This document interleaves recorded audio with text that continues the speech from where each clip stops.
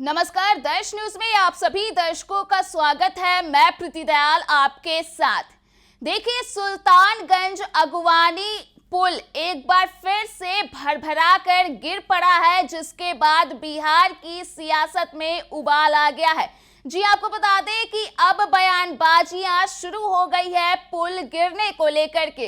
एक तरफ जहां विपक्ष सत्ता पक्ष पर कटाक्ष कर रही है, तो वहीं सत्ता पक्ष कहीं ना कहीं खुद का बचाव करते हुए दिख रही है। ऐसे में आपको बता दें कि केंद्रीय मंत्री व हम पार्टी के संरक्षक जीतन राम मांझी ने भी इस मुद्दे को लेकर के बयान दिया है। जी आपको बता दें कि जीतन राम मांझी ने साफ तौर पे ये कहा है कि जिस तरह से लगातार पुल गिर रहे हैं, यह तो जांच का विषय है। लेकिन इसके साथ ही जीतन राम मांझी ने एक बड़ी आशंका भी जाहिर कर दी। इसके अलावा हम आपको बता दें कि कई अन्य मुद्दों को लेकर के भी अपनी बात उन्होंने रखी है। तो क्या कुछ उन्होंने कहा है, पहले आप खुद सुन लीजिए। क्या कहेंगे? हम जरूर कहेंगे कि उसकी जांच होनी चाहिए, कहाँ लीकेज हुआ है, कहाँ कमी हुई है जिसके चलते पुल टूट रहे हैं। एक पुल नहीं, सीरीज ऑफ दी पुल टूट रहे हैं। तो जरूर लगता है कहीं ना कहीं बनावट में कमजोरी होगी। इसका जांच होना चाहिए और जो इसके लिए जवाबदेह हैं उसको दंडित करना चाहिए। और फिर इसमें हम एक बार और बोले हैं कि एक क्या है कि इसी साल सारे पुल टूट रहे हैं, पहले पुल क्यों नहीं टूटे थे? तो कहीं न कहीं ऐसा लगता है कहीं कोई राजनीतिक षड्यंत्र तो नहीं है जिसके चलते सरकार को बदनाम करने के लिए इस प्रकार की बातें हो रही है। आप लोग मना रहे हैं, उन्होंने जो कार्य किए हैं तो विश्वविख्यात। ये बात सही है कि कई एक वर्षों से हम लोग दशरथ मांझी जी की पुण्यतिथि भी मना रहे हैं, उनकी जन्म तिथि भी मनाते हैं और खुशी की बात है। इसके लिए मैं बिहार के मुख्यमंत्री श्री नीतीश कुमार जी को भी श्रेय देता हूँ कि उन्होंने इस समारोह को राजकीय समारोह के रूप में मनाने के लिए निर्देश दिए हैं और विगत 8-10 वर्षों से मनाया ही जा रहा है। आज भी गहलोर घाटी में हम लोग जा रहे हैं, वहाँ राजकीय समारोह मनाया जाएगा। उसका उद्घाटन माननीय मुख्यमंत्री जी करेंगे या हम करेंगे और वहाँ पर जितने सांस्कृतिक कार्यक्रम वगैरह होंगे, हज़ारों लोग वहाँ पर जुटेंगे। और यहाँ अपने घर पर, क्योंकि हम लोग उनका बाबा दशरथ को प्रभु पुरुष को अपना एक आराध्य मानते हैं, श्रम में वह जायते का नारा होता है, तो इसका ये साक्षात उदाहरण है। 22 वर्ष 4 महीना छेनी हथौड़ी से लगातार प्रयास करके एक पहाड़ को काट दिया, इसलिए कि कुछ लोगों को वजीगंज जाने में 25 किलोमीटर दूरी तय करनी पड़ती थी, उसको उन्होंने मात्र 6 किलोमीटर में बदल दिया। और भी बहुत लोगों को अस्पताल जाने में और ये होता था। तो इतना बड़ा काम उन्होंने किया, हम समझते हैं कि उनको उचित सम्मान मिलना चाहिए। हम लोग अपने तरफ से सम्मान के लिए उनको जन्मतिथि पुण्यतिथि मनाते हैं। आज पुण्यतिथि है, लेकिन हम लोगों की मांग अनवरत इधर चल रही है और इसके लिए हमारे कुछ उत्साही युवकों ने पैदल मार्च किया, दिल्ली तक के जाने का काम किया और वहाँ राष्ट्रपति महोदया से भी हम लोग मिले, साथ में हम डेलीगेशन मांग किया कि बाबा दशरथ को भारत रत्न की उपाधि दी जाए, क्योंकि ये कोई मामूली काम नहीं है। समझते संसार में ऐसा काम करने वाला कोई नहीं होगा जैसा काम इन्होंने किया, कठिन परिश्रम करके, हर गुर्बत को सह करके। ये नहीं कि बहुत अमीर आदमी थे, बहुत सक्षम आदमी थे, वो कमाई कर करके, भीख मांग करके, भूखे रह करके भी ऐसा काम किया। तो इसमें हम लोगों को इससे उत्साह मिलता है और हम एक कह सकते हैं कि हमारा समाज जो भूया मुसर समाज है, उसमें एक से एक वीर पैदा हुए हैं।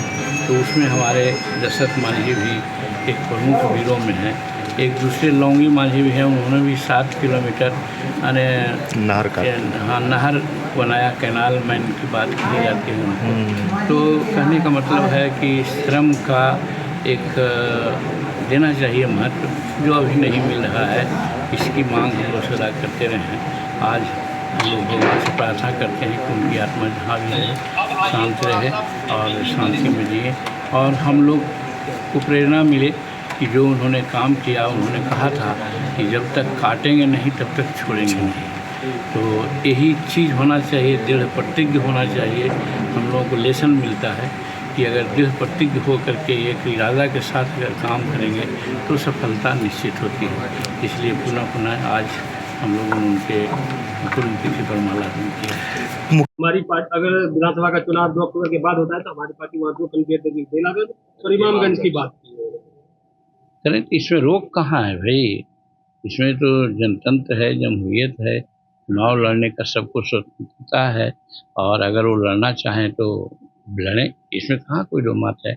लेकिन गया जिला का दोनों कंस्टिट्यूंसी है, इमामगंज मेरी कंस्टिट्यूंसी है, हमारे पार्टी के लोग वहाँ से हटे हैं, मतलब कि हमने वहाँ से त्याग पत्र दिया है।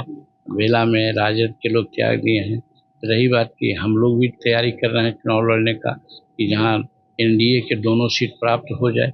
और ऐसी परिस्थिति में अगर कोई दूसरा सोचते हैं कौन पार्टी से आते हैं, ये तो अब नेताओं पर निर्भर करता है कि कौन किसको लोग देता है सीट, और जिसको जो सीट देगा अगर एनडीए से लड़ेंगे तो भी हम देखेंगे कि क्यों मिला उनको सीट और क्यों लड़ने जा रहे हैं। और अगर दूसरे पार्टी से लड़ेंगे तो हम लोग को जरूर विरोध करेंगे। हम लोग चाहेंगे कि एनडीए का सीट इमामगंज रहा है और महागठबंधन का सीट बेला रहा है। आज के परिस्थिति में जो नीतीश कुमार यहाँ अच्छा काम कर रहे हैं, जिसका असर समाज में दिख रहा है, तो वैसी परिस्थिति में दोनों सीट एनडीए को मिले, ये मेरा प्रयास होगा। मुकेश सहनी पर क्या कहेंगे? ममता बनर्जी खुद सड़कों पर उतर के प्रदर्शन कर रही है, क्या आपका रिएक्शन रहेगा? रिएक्शन मेरा यही है, एक जुमला है हम लोग यहाँ की, चोर मचावे शोर। ममता दीदी जो सड़क पर उतर रही है, किसके खिलाफ उतर रही है? उन्हीं के कार्यकर्ता लोग ने ही ऐसी घटना का अंजाम दिया है, जैसा हमको पता है। उनको घटना घटाने वाले लोगों को चिन्हित कर करके सीवियर कार्रवाई करना चाहिए। ऐसी कार्रवाई करना चाहिए कि फिर कोई दूसरा नाम न ले और उल्टे अब वो सड़क पर उतर करके क्या कहना चाहते हैं।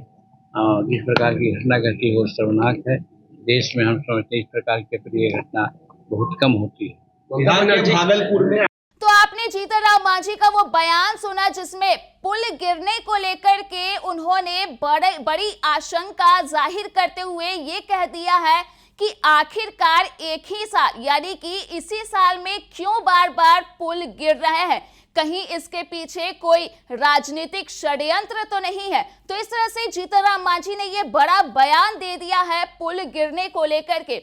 वहीं दूसरी ओर उन्होंने राजनीतिक रणनीतिकार कहे जाने वाले प्रशांत किशोर के चुनाव लड़ने को लेकर के प्रतिक्रिया दी है और इसके अलावे भी अन्य मुद्दों पर भी उन्होंने अपनी बात रखी है। तो कुल मिलाकर देखा जाए तो सुल्तानगंज अगवानी पुल गिरने के बाद अब लगातार बयानबाजियां शुरू हो गई है। इससे पहले नेता प्रतिपक्ष तेजस्वी यादव का साफ तौर पे कहना था कि पिछले साल भी पुल गिरने का मामला सामने आया था और जो कमेटी गठित की गई थी उसका रिपोर्ट आखिर के कहां है।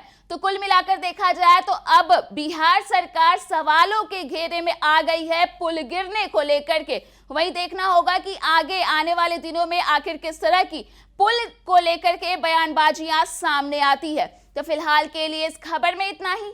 अगर आपने अभी तक हमारे YouTube चैनल को सब्सक्राइब नहीं किया है तो इसे जल्द सब्सक्राइब कर दें। इसके साथ ही अगर ये वीडियो फेसबुक के माध्यम से देख रहे हैं तो पेज को लाइक करना ना भूलें।